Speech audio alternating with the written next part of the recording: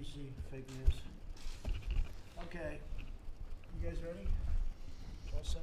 I'm pleased to welcome the leaders and friends of mine, in many cases, of the National Association of Police Organizations. We have some of the great police representatives in the country here, maybe the best, I would say. Pat, what do you think? The best? Representing more than 240.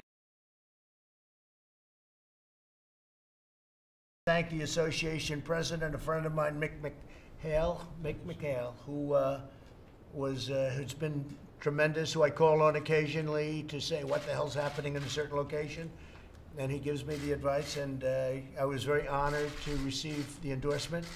That was a great endorsement. We very much appreciate it, Mick.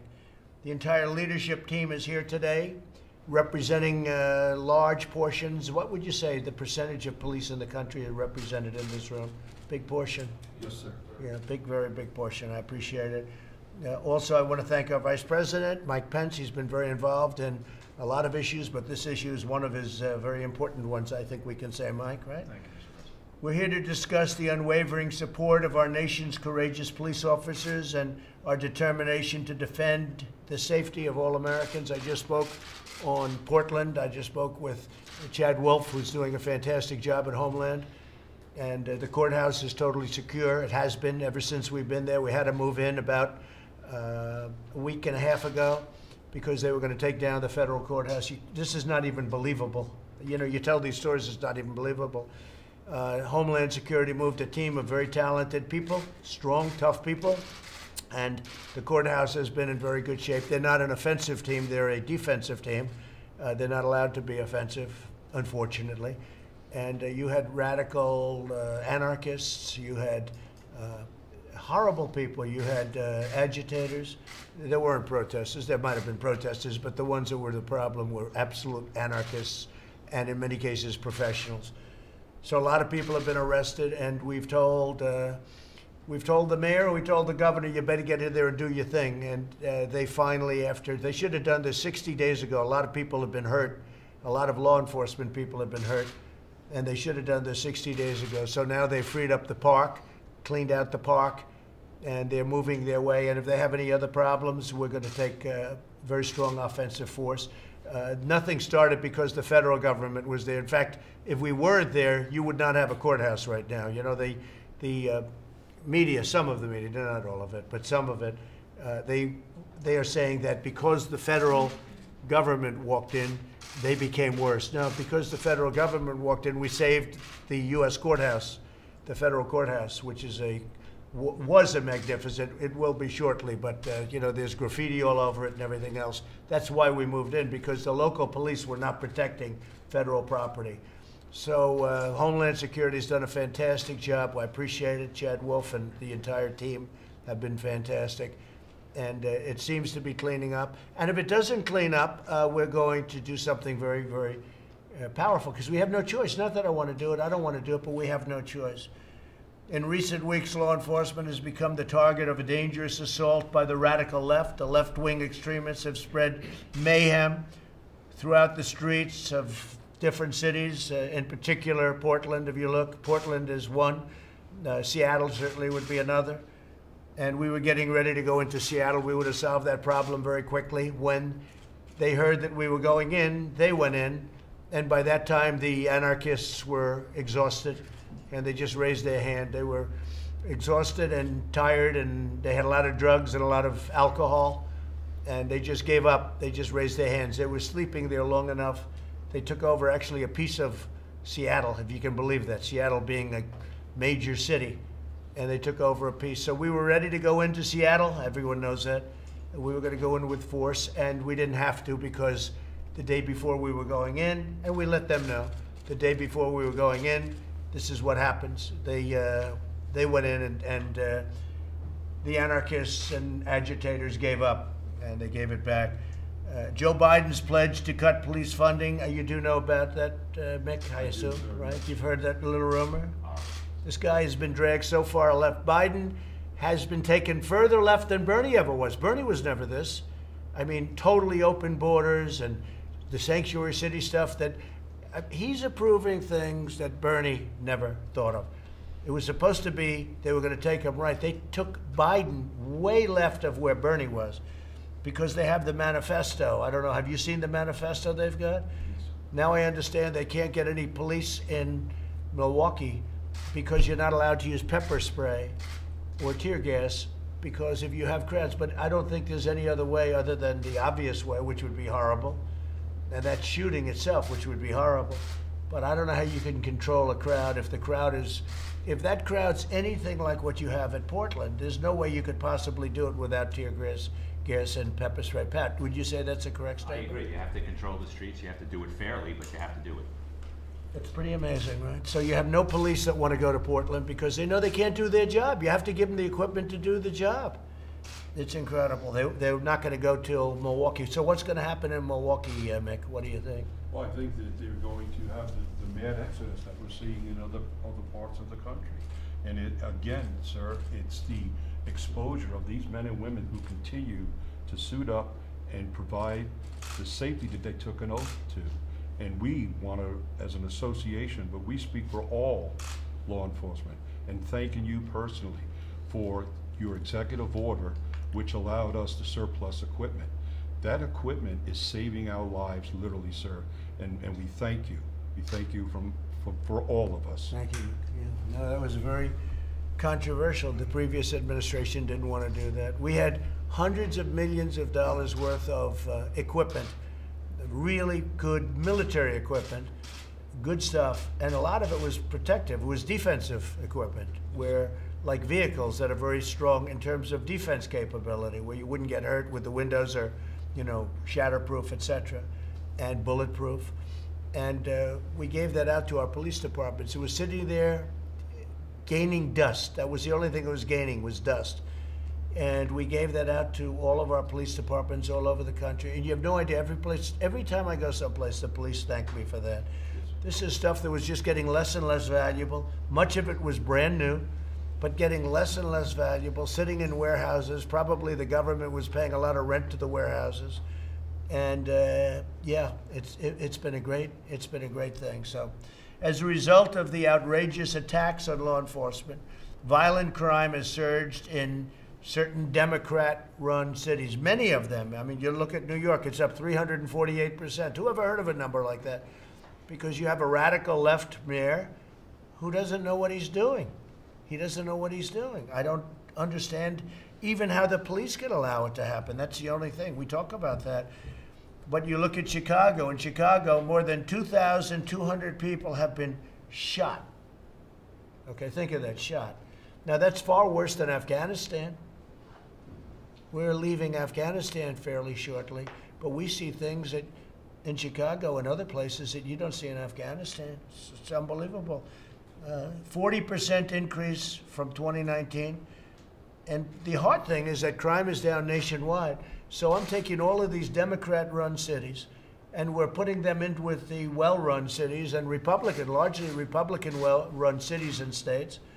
And with all of this shooting that you see in Chicago and New York, and well, Minneapolis had a bad period, but we sent in the National Guard. The National Guard did a fantastic job, and they stopped it. That place would have burned down. Minneapolis would have burned down if I didn't force the National Guard into that. And you saw them form, right? It's a beautiful thing. All of a sudden, you see a line of people. They walk through it like a knife through butter. And that was the end of the problem in Minneapolis. So, you know, we have to do that. But in New York City, nearly 300 people have been shot in the last month alone. Murders are up 32% in Philadelphia and 80% in Minneapolis compared to last year. Minneapolis, great place too. And Philadelphia, you think of it. I went to school in Philadelphia. You look at these numbers. In cities across the nation, we've also seen police officers assaulted with bricks, rocks, bats, Molotov cocktails, frozen bottles of water. Somebody said last night, one of these protesters, I saw it, he said, "It's only water.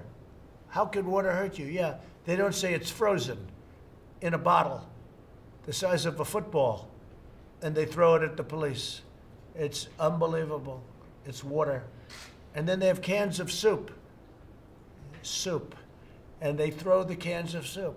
That's better than a brick because you can't throw a brick. It's too heavy. But a can of soup, you can really put some power into that, right? Yes, sir. And then when they get caught, they say, no, this is soup for my family. They're so innocent. This is soup for my family. It's incredible. And you have people coming over with bags of soup, big bags of soup, and they lay it on the ground, and the anarchists take it and they start throwing it at our cops, at our police. And if it hits you, that's worse than a brick because it's got force. It's the perfect size. It's like made perfect. And when they get caught, they say, no, this is just soup for my family. And then the media says, this is just soup. These people are very, very innocent. They're innocent people. These are just protesters. Isn't it wonderful to allow protesting? No. And by the way, the media knows it better than we do. They know what's going on. I don't know what's wrong with them. They're doing our country a tremendous disservice, I'll say that. But in cities all across our nation, we've seen our police officers so badly assaulted. In Portland and the other cities, my administration is vigorously defending federal property from anarchists and criminals. We've also launched Operation Legend, surging federal law enforcement to communities plagued by violent crime. And we're willing to help Chicago. We're willing to help New York. We're willing to help Philadelphia, any city you want. But by law, unless we go a special route, which we have the right to do, but it's very rarely done, we have to be asked by the local government, by the mayors and by the governors.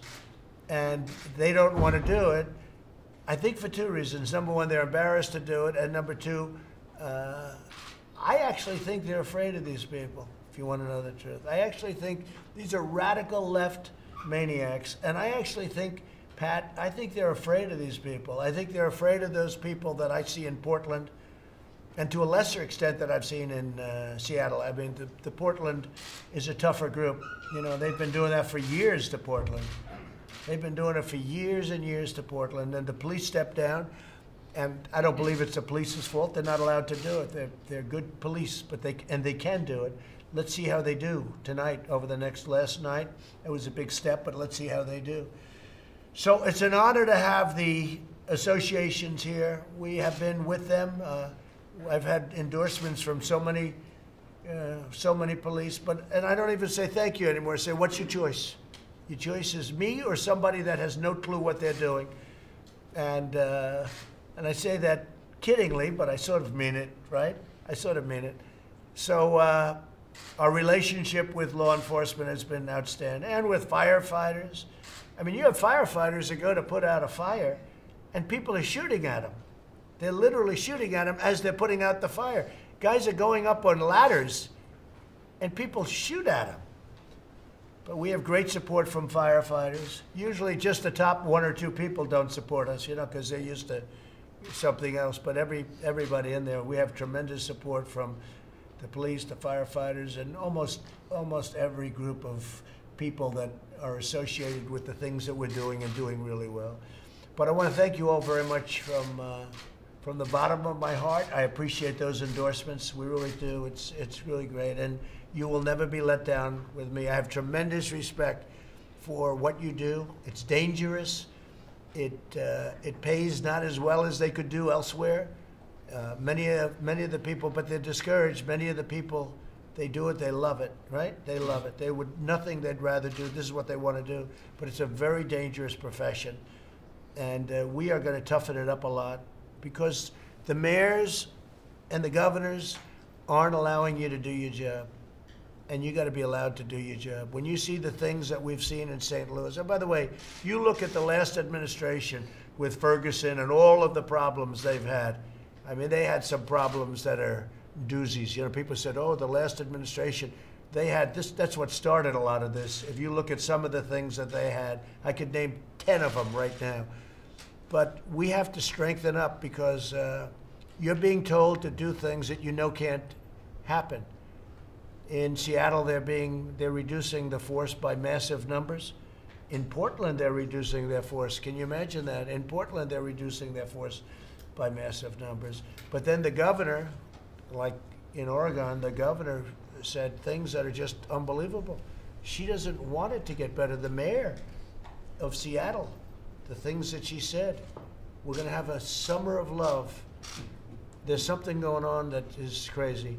Remember this, though, most of our cities are doing really, really well.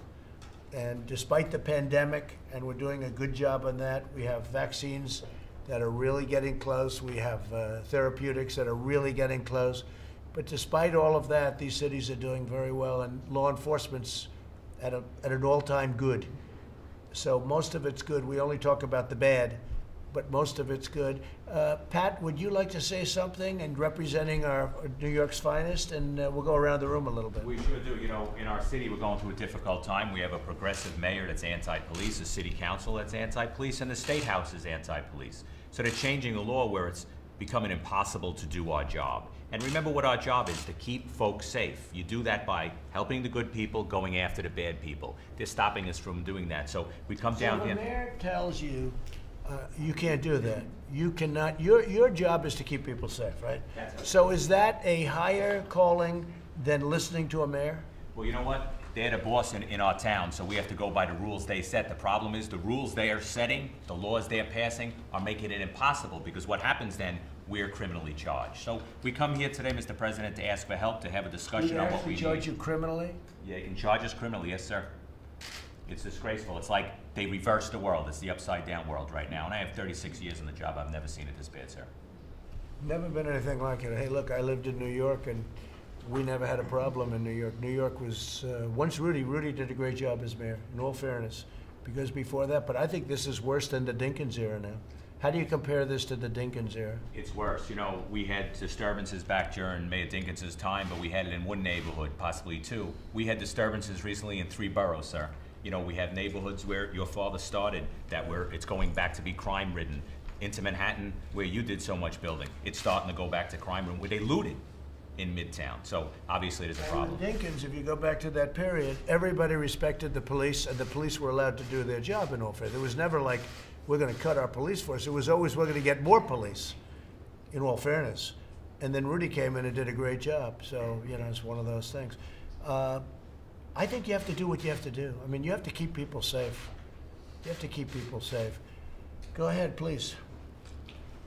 Mr. President, it just, you know, the level of attacks that are going at us, going after our qualified immunity, going after our due process rights, it's a complete assault on the people who are paid to protect the citizens. And if we can't do our job, in Massachusetts, they want to file bills that we will not be able to put our hands on somebody unless we're arresting them.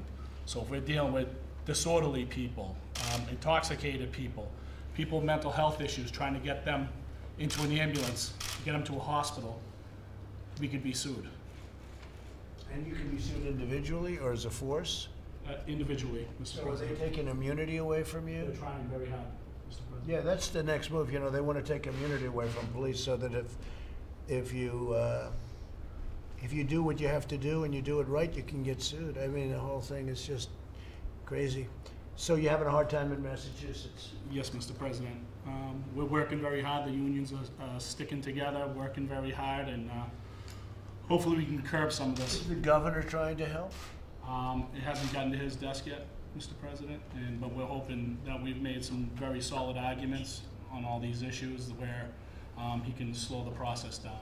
You guys have to stick together. You got to do what you're doing. I mean, you can't let it happen. You know exactly. For instance, when you have a problem in Massachusetts, are you allowed to use pepper spray? Yes, Mr. President. So you are. Do you think they're going to end that? Are they thinking about that? That anything? is one thing they have not gone after, Mr. President. But they It's are going impossible. after. They are going after our canines. They are going after the tear gas and our canine officers. How are the canines? Very effective, I would imagine. Yes, Mr. President. In multiple areas. Yeah, right. And they're going to stop with the canines. They are trying to limit their use, Mr. President. And how about you, my friend? We represent almost 33,000 law enforcement officers in the state of New Jersey. And, you know, I was talking this morning with these guys, and I said that the defund the police is already, the experiment has already proven how poorly it is throughout the country. In New Jersey, they're talking about the new use of force policy with proportional force. And my response is, if you want to see a fair fight, go to a wrestling match where 185, you know, fights 185. We want to end these resisting cases as quickly as possible. There's nothing pretty about somebody resisting arrest. And if you're going to use proportional force, it's going to, So what does that mean? That means you can't put 2 on 1, you can't put 3 on 1. What does that all mean? You mean you have to give the criminal a chance? Is that what they're saying? We have to fight fair, I think, to place them under arrest. We have that's one I've never even heard of. Have you heard of that one, John? That's one. No, sir. But nationwide, you know, it's proportional. It's use of force continuum. You can always extend. You can always go up in one level. And in New Jersey, the discussion now is the proportional use of force, which to me is going to make us look worse on the street. You know what people don't understand is that the people, the voters, are with you guys 100%. I'll bet you if you looked, it would be really, I don't want to say a number because then they'll say, oh, he was wrong on the number. The number is, 2 points lower. It would be tremendously, it's a tremendous number. The people of our country love you guys. The people of our country want protection. They want safety.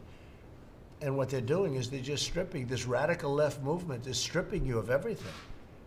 And we're not going to let that happen. How about you? Well, I work for the National Association, so I work for all these gentlemen and all their issues. So you see it all, right? Yes. And I just want to say thank you for giving us a seat at the table. Okay, here's a question for you. So you work for all. What do you think is the worst? Where are they treated the worst? The police. Where are they treated the worst? And where is the biggest onus of problem? In other words, who here at this table, and this is just a small group of what we have, what area is treated the worst? Is it New York? Is it Massachusetts? You just said something. Although what I heard from New Jersey, I'm shocked because I know those great troopers on the highway. They pulled me over on occasion for speeding. No, for speeding. I haven't got one of them recently, but I'd get pulled over and I'd look at those guys. I'd say, that guy, I'm not going to mess with that guy. But who do you think is, what area is treated the worst, meaning they've taken their power away?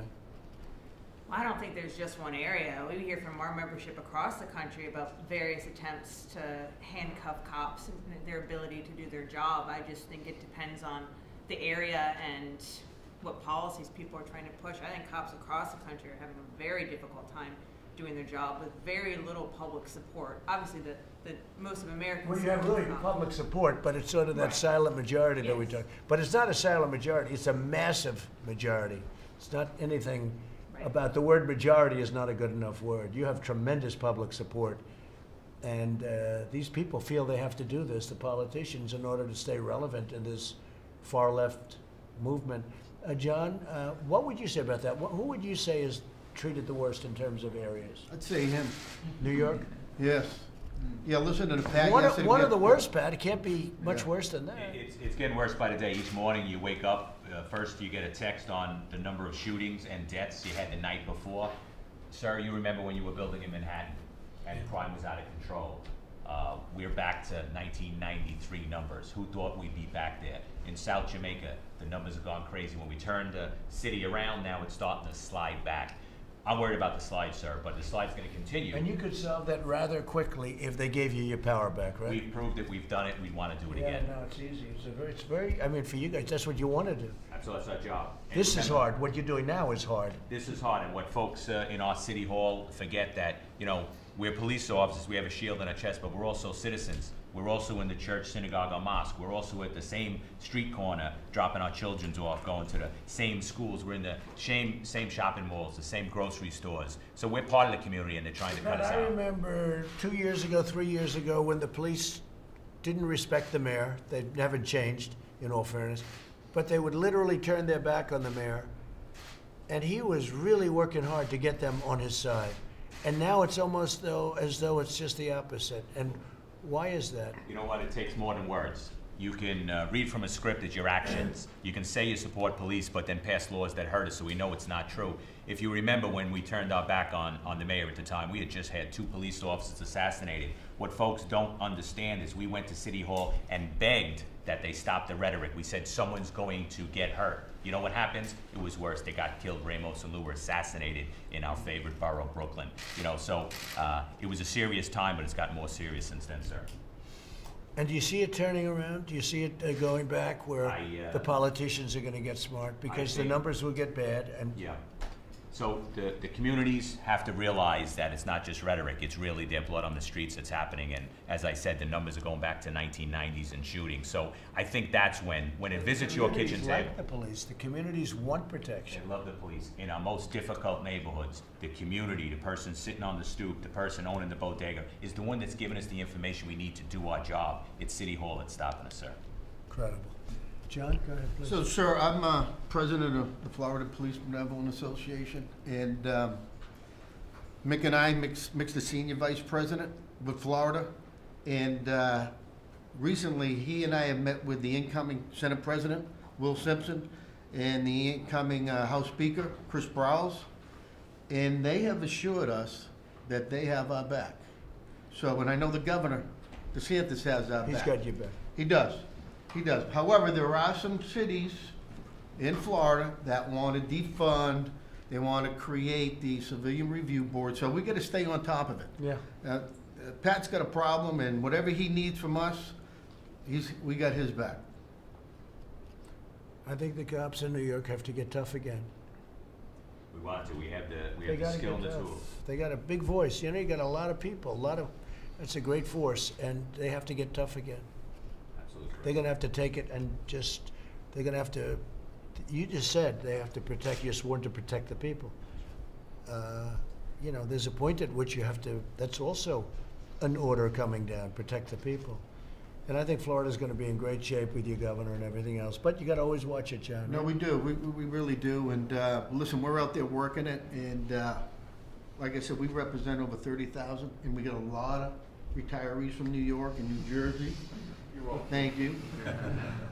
Do they come into the force? Can you Well, imagine? We train them in New York. They leave after 20 years and they go to Florida. They go to the courthouse. And they become police. They have a good life, right? Do you want to say something, Mick? Yes, sir. I think what's important and what radiates to our membership, sir, is your support that we're entitled to due process. And I don't think enough of the public realizes that. But your message, getting behind our profession and simply saying we have due process as part of our state constitutions, and obviously we have a national due process that we're entitled to. That's all we ask for. Again, they're going each and every day under attack, but they raised their hand, they took an oath, and they're not gonna give up. And it's your message, but it's your administration. The Attorney General has been to many of our cities, many of our functions, and he delivers the same message, and it's always from you, sir. We got your back. That's the most important aspect we could ever seek in our profession, to know somebody has our back. Well, in the what do you military, do? they say covering your six. Right. Sir, you're covering our six, and we thank I you. am covering you, but what do you do when you have a radical left, crazy mayor, and they're giving you orders that you know will lead to tremendous death and crime? Are you allowed to do your job, or are you going to have to listen to this crazy man that got appointed? Is there something you can do? Because I'll tell you, if you don't do your job, you're going to have certain cities in this country that are going to end up like Portland. The mayor goes into the crowd the other night, and I watched very carefully, and I saw exactly what happened. He was excoriated. They went after him. It was incredible, right? Yes. And shouting at him, resign, get out of here, we don't want you, horrible. And yet I watched on NBC News, Lester Holt, on your news, Peter. If you watch that newscast, it was though it was a big, beautiful thing that he went in with the people. They didn't show the shouting and the get out of here, and they were rough. They would have ripped him apart. Peter, he had 5 bodyguards. 5 bodyguards. If he didn't have those bodyguards, you'd be talking about a funeral right now, because they were looking to do a bad thing on him. And he got out with his life. And yet I watched NBC, I was watching for some reason, NBC Nightly News, not even MSDNC. I'm watching NBC Nightly News, and if you watch that, it looked like he was a man of the people, the mayor. They would have ripped him apart.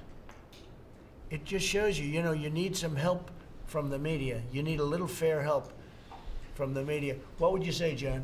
I agree, Mr. President. I'm from New York City also with Patty, and I cover south of 59th Street, Manhattan South.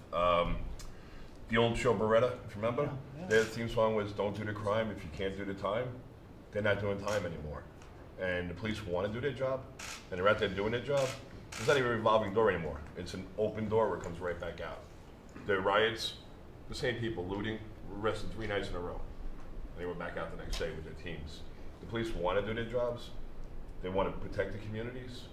They love their communities. And yet they go after General Flynn, who did nothing wrong. No relation. They go after General Flynn, I know. I was just saying, you look like his brother, maybe a little bit. Slightly different, John. But they'll go after General Flynn and these people that did nothing wrong. They desecrated St. Patrick's Cathedral. Whether it's a cathedral, a mosque, a synagogue, there's a gentleman who's paid the Blue Line in Staten Island down the street, and he's getting letters of threat from the city to cease and desist the painting of a line. The buildings all over Manhattan are scribbled with anti-police messages and other things, and nothing happens. But you paint one blue line down the street, and they want to summons you and possibly arrest you. Good point. It's true. It's true. They can do whatever they want. You do one blue line, and they make it like it's a mortal sin. Right? No, sir. That's terrible. Do you ever think you'd see that? No, sir. And this has been happening now for a long I time. would never thought to be torturing police vehicles in Manhattan, lighting them on fire. And you could stop it instantaneously if you had the orders, right? Yes, sir. Instantaneously. I saw that. Jumping on top, hitting them with sledgehammers. And the cops want to stop it. And do. they want to stop it. Yeah. They'd stop it very easily. Please, go ahead. Well, greetings from the great state of Texas. Right. From the president of the Well, you're in pretty good shape in Texas, right? Some places. A couple of places are a little shaky, right? I actually serve in the state capital in Austin. Not such a weird place there. The rhetoric that's being pushed by certain segments of the population, they don't understand. Everyone that goes to work and takes a job as a police officer, or the vast majority, are there to make a difference and to protect their communities and to serve. You're going to get to a point in America, if this continues, where you're not going to be able to find people that are willing to take this job. We don't make the laws, we enforce. Who's going to want to take a job where you don't have the backing of the people running the city, the elected people running the city? It's becoming a problem. Yes, sir, it is. It's becoming a major problem all across the nation. We don't write laws. We just enforce the laws that the politicians write. In New York, they fired some of the best policemen in the world, your crime fighters, and they let them go. How many was that? What group? You know, we're losing huge numbers, and we have a problem on both ends, sir. We're losing members that are deciding to retire, upwards of 1,000. They're canceling classes of our young women and men that want to come on the job and serve, so they're not even bothering hiring them. And then, of course, that's going to drop too, because who would want to go into this profession at this time on this day? It's a problem, sir. So We're I think you're talking about the going to get it anti-crime unit? changed. The anti-crime unit in New York. Yeah. That unit. The anti-crime. That's what I did before I became on the board. Were you on the unit? Yes, sir. Right. And patrols out there every day, but they answer the radio. They're in uniform, and they respond from call to call, and the calls are getting so much more increased. Those guys in plain clothes, they went out and they looked for the bad guys. And they took the guns off the street. And they really, did they have more shootings? Of course, because they're the ones going head to head with the guys with the guns. As soon as they canceled that unit, that weekend, that's when the shootings rose incredibly. Yeah. And the bad ones knew it too, Oh, yeah. because they know the guys and they say, hey, we're not going to mess around with these guys. And now all of a sudden they heard they were fired. Oh boy, we have a free reign. That's what happened, right? So they went back to So patrol. simple to understand. It's so simple. If the media the media is part of the problem, because they don't report the news the way it is. They don't report it. They make it look like these are wonderful people. I watched New York. I watched them burning storefronts and going crazy. I watched in Minneapolis, you have this guy from CNN with a camera. The city was burning behind him. And he's talking about what a lovely group of protesters. It's really disgraceful. The media is a big, I call it the opposition party. The media is a big part of the problem. There's really the fake news. It's a big part. They don't report it because it's common sense. It's so simple to understand. Hopefully Texas will be in great shape, okay? How about you down there? How are you? Mr. President, thank you very much. I'm Bill Johnson. I'm the Executive Director for NAPO, and I kind of have a similar perspective to Andrea did in terms of nationally, all the problems that we've got, big cities, small Okay, towns. so I'll ask you the same question. So where are you having the worst time? I think, obviously, the violence that's going on in cities like New York City and Portland, Oregon is horrible. What about Wisconsin, where they take the pepper spray and the tear gas away? What about that? Those are difficult also. And there's also another problem where you have cities like Minneapolis, for example, where the violence has been quelled, but now you've got the city council voting to disband the entire police department. That's a whole nother kind of stress. It's bad for the officers, They their want to families. disband the whole police department. Dismantle. So, Yes, Mr. yeah, they President. want to dismantle, right? But- Dismantle the whole police department. Yes, Mr. President. Of course, the people who voted for that maintain their own private security. That's okay. But the shopkeeper, the guy running the gas station, the person trying to take the trash out in the middle of the night from the McDonald's can't call the police. So when you guys are hearing the term abolish, they use the word abolish the police, abolish the departments. Some of these people are actually serious about that. They are. Mr. That's not President. just rhetoric. No, they're insane, but they're serious, Mr. President. And it's the cities and it's the men and women who are going to suffer. I mean, it's elementary. And but they don't seem to defunding get they're it. already doing. I mean, defunding they've started. Yes, started. Mr. New York President. took off $1 billion, right? So, Yes, Mr. President. So defund and abolish, and that's their favorite of all phrases: defund and abolish. Yes, Mr. President. And then once they do that, who knows what their next step's going to be? Who's gone the furthest of the cities In to terms of- defund and abolish? I think Minneapolis, as far as I know, where they actually had, I understand it was a unanimous vote by their own council to It's completely just do a- away with it. And yet the leaders have armed police around their house, right? Yes. That's Mr. nice. President. Go ahead, please. Mr. President, thank you so much for taking this, Mr. President. My name is Mark Alvar. I'm from New Jersey. I'm Pat's Executive Vice President. We're in trouble. Our governor turned her back on us about a year ago. Our Attorney General has turned her back on us. The legislature pretty much is throwing crazy bills at us. We're in a fight for our lives and our members for our lives. Our guys and girls are really in trouble in New Jersey right now, and we really need your help. So surprised to hear about New Jersey. They Because really I know turned the their troopers back so on us. well, I know the whole group so well, I'm so Politicians surprised. turned their back on us overnight. And if we had a problem, I'd be the first one to say, we have a problem here and we have to straighten it out. We are 47th in shootings, and we're the densely populated state. So there's not a problem in New Jersey. And if there was, I'd be the first one at the table saying we have a problem. But they're coming out with some crazy legislation, and they're coming out. But those numbers will go up, those numbers will change with time, Absolutely. if they do what you're saying. No, I'm talking about police shootings. We are 47th lowest.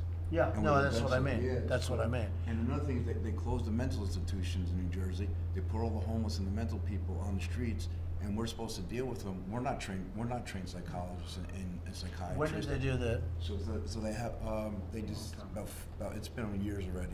So now it's getting worse and worse, and every time you go to an emotionally disturbed house, we're not supposed to, when mommy's calling up screaming and yelling, my son just stabbed me, and we walk into the house with a butcher knife full of blood, and you shoot the person, we're not supposed to know that he had problems and has emotional problems. right. So we're supposed to deal with this in a matter of seconds, make that split decision.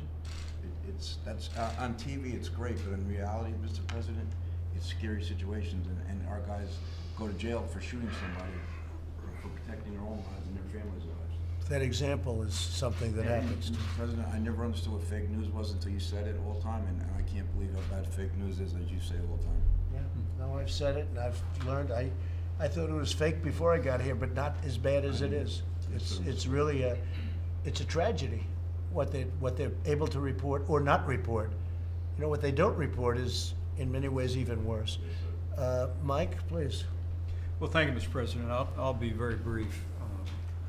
I first just want to say thank you to the nearly 250,000 men and women who put on the uniform of law enforcement that are part of this association. You have a president and a vice president administration who understand men and women who serve in law enforcement have no ordinary jobs. You put on a uniform, you kiss your family goodbye in the morning, and you count our lives more important than your own. So please let them know that all of the passion that they hear from the president and this administration, the support that you have among the American people, which I believe with the president, the overwhelming majority of the American people, comes from a deep gratitude. Secondly, thank you for the endorsement of the National Association of Police Organizations for this president. I joined him on this journey 4 years ago. I saw the connection that he had with law enforcement from the very first day, and I know that police officers across the country have supported this president each and every day because they know that he understands the job that you do and supports your work. But I can tell you firsthand, serving alongside him every day, that when we see Joe Biden and the Democratic Party driven by radical Democrats to call for defunding the police, abolishing the police, dismantling local officials, voting to dismantle local law enforcement agencies. We have leading politicians that have referred to police officers as stormtroopers and used the most pejorative terms. I want to say to you that it has only steeled this president and this administration's resolve to back the blue. And we are not going to defund the police. We're going to support law enforcement every day, as the president has said, through Operation Legend, through the COPS program, 4,000 police officers, through the president's executive action to give law enforcement agencies more tools to do better policing, even while we improve the quality of life for people all across our city. So I just want to be clear with you. Right next to him each and every day, I can tell you that everything you had heard from him 4 years ago when he was first running for president, his devotion to men and women in law enforcement has only been steeled by the rise of the radical left and the attacks on law enforcement, and we're going to be with you every step of the way. This president, this administration will always back the blue. And we're working on additional support because you need we're the opposite of defund. And you're talking about peanuts by comparison to what they do and the damage they do and the lives that they destroy. You're talking about a very small amount of money. So we're with you all the way, 1,000%. And I want to thank you all for being here. I really appreciate your support. We'll never let you down. I'm for you. I mean, just by nature, it's natural. It's common sense. And you know what? If I thought you were doing a bad job, I'd let you know. You know that, Mick. Yes, sir. You know that, Pat. I'd let you know. Yes. But you're not allowed to do your job. That's the problem. You're not allowed, and you're dying to do your job. You could have stopped that New York stuff the first night. In 10 minutes, you could have stopped it. And you would have saved a lot of lives and a lot of anger and a lot of hardship. And a lot of COVID, by the way. You would have stopped because I saw them marching on top of each other. You would have saved a lot, and you wanted to do it, and they wouldn't let you do it. I saw that. They wouldn't let you do it. They were going actually the opposite way. Turn your back, and then people start getting hurt. That had nothing to do with it. They were getting hurt. They just don't let you do your job. All right. Well, I want to thank Jennifer. Go ahead. Go ahead. On the negotiations with Congress, Yeah. I think the Democrats are hoping to hear directly from you on what you support. Would you be willing to I think the Democrats don't care about the people of our country. I really don't. I told my people, the Democrats do not care about the people of our country. They don't want to do what you should be doing for the people of our country, whether it's unemployment or anything else. And all they care about is the election. And they're going to lose the election. You see what's going on with the polls right now. I guess we just got one over 50%. Rasmussen just came out. You see what's going on. Because the people get it. The Democrats are playing for November 3rd, and we're playing for the good of the people. It is a disgrace that they're not negotiating, but they're only looking to play a political game. I happen to think it's a bad political game. I think it hurts them. I know Okay. that they look at you and what you say publicly different from what they hear from Venusian and Meadows. Are you willing to spell out exactly what you want right now? They know what I want. And what I want is I want our people to be able to live and live well, because it wasn't their fault that China brought in this pandemic, that China brought in this plague. It's China's fault. You want to know the truth? China should be paying for it. And maybe they will. Maybe they will. You'll watch. You'll watch. What else? Mr. President, if we can ask you specifically, we heard yesterday your frustrations about how long it'll take to count the ballots here. Then why are you spending more energy to get the resources and the funding for the states that they want to be able to secure this election for all Americans? Peter, you know nothing about my energy. Okay, What you know are you- nothing what are you about doing specifically? you know nothing about what I'm doing. What are you know? doing? Listen, you know nothing about what I do. The Americans are listening. So What are you doing? NBC, I just told you about the false report that NBC put out the other night about the mayor of Portland, and this is the kind of stuff you get. You'll see what happens, and it's common sense. Everyone knows mail-in ballots are a disaster. You just have to take a look at the last recent, take a look at New York City. Look at New York. They're still counting your ballots, Pat. Do you know that? They had a race, a small race by comparison. By comparison, tiny. It's so messed up, they have no idea there are ballots missing.